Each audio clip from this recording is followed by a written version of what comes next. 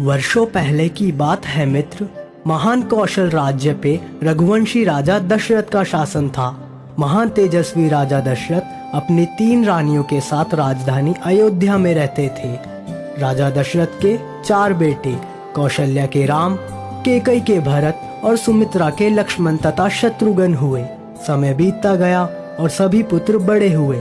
श्री राम का शौर्य और वीरता चारों ओर प्रसिद्ध होती गई। इसके बाद श्री राम और लक्ष्मण को महर्षि विश्वामित्र अपने साथ मिथिला ले गए, जहां राजा जनक ने अपनी पुत्री सीता के स्वयंवर का आयोजन किया था। स्वयंवर का लक्ष्य था महादेव शिव के विराट धनुष की प्रत्यंचा चढ़ाना। बड़े बड़े महारथी धनुष को हिला भी नहीं पाए, परंतु श्री राम ने बड़ी आसानी से शिव धनुष को उठाकर स्वयंवर जीत लिया और राजा जनक की पुत्री सीता से विवाह किया। अयोध्या में इतनी प्रसन्नता कभी भी नहीं थी। पूरे नगर में उत्सव था, सब कुछ व्यवस्थित था, परंतु राजा दशरथ भी अब वृद्ध हो चले थे और प्रजा राम को अयोध्या के होने वाले राजा के रूप में देखने लगे। तो राजा दशरथ ने श्री राम को राज्य का उत्तराधिकारी बनाने के लिए उनके राज्याभिषेक की घोषणा करवा दी। परंतु जीवन इतना सरल नहीं होता। सौभाग्य बीत चुका था और दुर्भाग्य ने अयोध्या के राजभवनों में करवट लेनी आरंभ कर दी थी। राजा दशरथ की पत्नी कैकेयी अपनी दासी मंथरा के भड़काने पर भवन में चली जाती है और राजा दशरथ को विवश कर देती है कि श्री राम को 14 वर्ष का वनवास हो और भारत राजा बने। इस तरह से शुरू होती है मर्यादा पुरुषोत्तम श्री राम की कथा रामायण।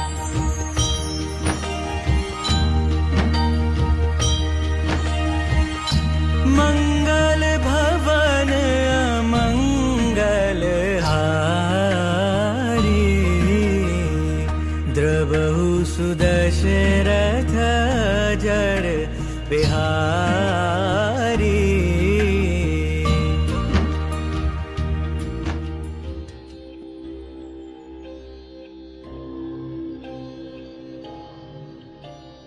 मेरे पुत्र राम, मैं बड़ा अभागा हूँ, जिसे वचन के कारण अपने ही पुत्र को वनवास देना पड़ रहा है। मैं वचनबद्ध हूँ, मुझे क्षमा कर दो पुत्र, मुझे क्षमा कर दो।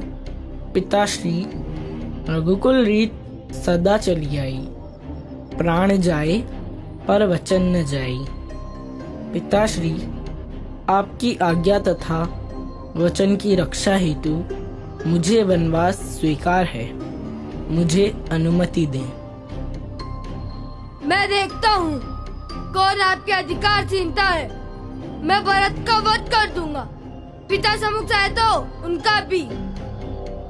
शांत रहो लक्ष्मण।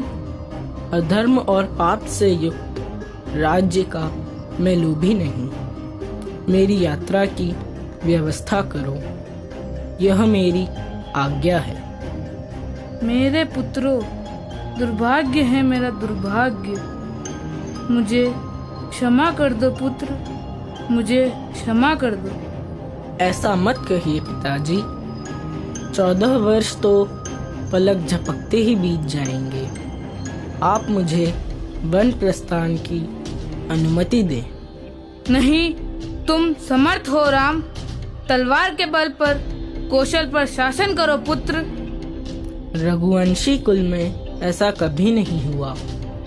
पिताश्री, राम के जीवन में यह संभव नहीं।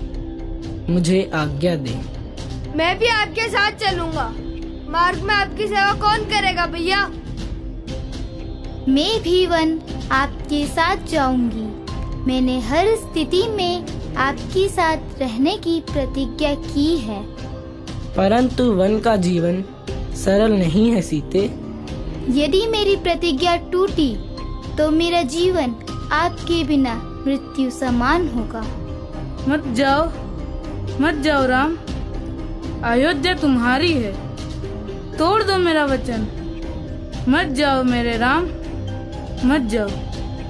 पिताश्री, आपकी आज्ञा तथा वचन की रक्षा हेतु मुझे वनवास स्वीकार है, मुझे अनुमति दें।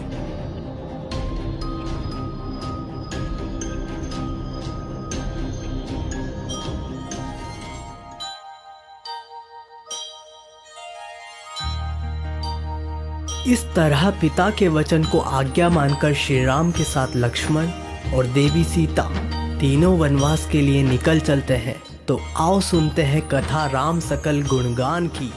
ये रामायण है पुण्य कथा श्री राम।